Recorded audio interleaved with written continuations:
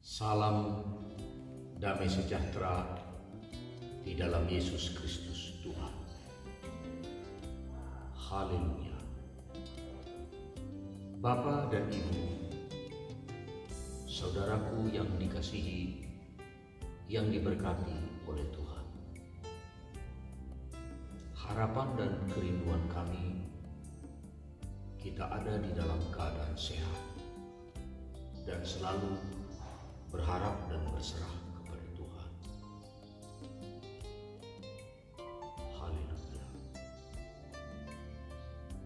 Kesempatan kali ini, suara Pelita Hidup akan menyapa kita lewat kebenaran firman Tuhan yang kami persiapkan dari kitab Yoel pasal 2 ayat 12. Demikian kalimat firman Tuhan. Tetapi sekarang juga demikianlah firman Tuhan, berbaliklah kepadaku dengan segenap hatimu, dengan berpuasa, dengan menangis, dan dengan mengadu. Firman Tuhan yang kami bacakan ini secara umum terbahas dalam pesan nubuatan yang terhubung dengan eskatologi. Namun pada kali ini kami hanya menyoroti sebuah titik di mana ada sebuah praktek keadaan, praktek hidup yang diinginkan oleh Tuhan lewat bangsanya, lewat seruan nubuatan itu, agar bangsa yang sedang hidup terseret kepada pengaruh duniawi, di mana mereka sedang mendua hati dan mereka menyembah Baal. Mereka datang kepada Tuhan dan berbalik kepada Tuhan dengan berdoa, dengan menangis, dengan berpuasa, dan dengan mengadu. Di nubuatan ini diterangkan bahwa oleh sebuah sifat, oleh sebuah praktik hidup yang tidak disukai oleh Tuhan itu, mereka akan mengalami kehidupan kesukaran yang teramat besar, di mana belalang pelahap, belalang pelompat, belalang pengerit akan memakan habis seluruh pertanian mereka, dan terjadi musim kering. Padang rumput hijau menjadi tandus dan ternak hewan menjadi habis. Mereka akan mengalami sebuah keadaan menurunnya kualitas material mereka oleh sebab dasar menurunnya kualitas spiritual mereka. Dan Tuhan dari sorga memandang umatnya, sesungguhnya sangat mengasihinya, sangat menyayanginya, dan mengharapkan dari mereka pertobatan. Saya memiliki catatan kecil dari khotbah hamba Tuhan Rev. Dr. M. Hasibuyan. Firman ini, nubuatan ini bercerita tentang zaman yang diliputi suasana degradasi atau kesusahan, kesengsaraan, dan terhantar kepada zaman restorisasi. Artinya mereka akan dipulihkan kalau mereka berbalik kepada Tuhan. diselaraskan dengan kejadian yang berlangsung saat ini. 2 hari yang lalu kami mendengar berita dari WHO, dari Sekretaris Jenderal PBB mengatakan sudah 2,5 juta positif COVID-19. Sudah lebih 160.000 meninggal dunia. Luar biasa Bapak Ibu. Bermunculan kesusahan-kesusahan.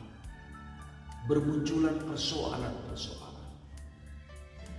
Banyak suasana yang tidak menentu. Manusia banyak ketakutan.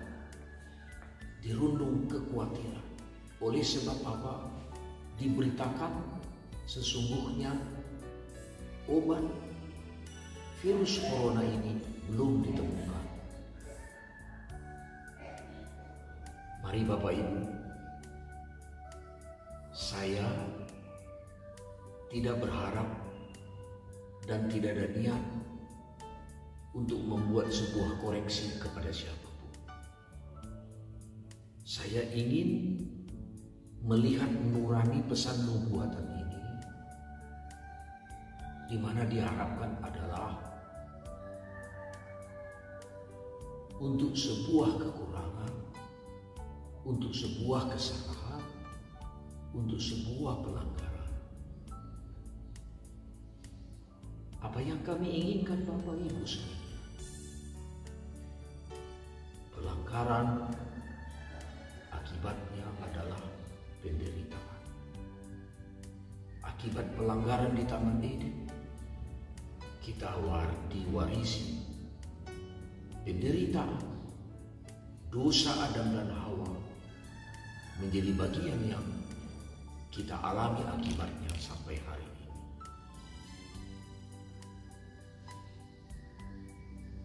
Mari Bapak Ibu, waktunya kita datang kepada Tuhan. Jangan-jangan ada kesalahanku, ada kekurangan, ada dosaku, ada pelanggaran. Setiap elemen kehidupan, mari kita datang merendahkan hati di hadapan Tuhan, tersungkur berdoa, rebah menyembah, menangis berpuasa, mengaduh berteriak kepada Tuhan. Dikatakan dalam nubuatan ini, bila bangsanya datang kepada Tuhan menyadari dosa pelanggarannya, maka di kitab Joel pasal 2 ayat 25 dikatakan, aku akan memulihkan kepadamu tahun-tahun yang hasilnya dimakan habis oleh belalang pintahan, belalang pelompat, belalang pelahap, dan belalang pengeri, tentaraku yang besar yang kukirim ke antara kamu. Persyaratan pemulihan terjadi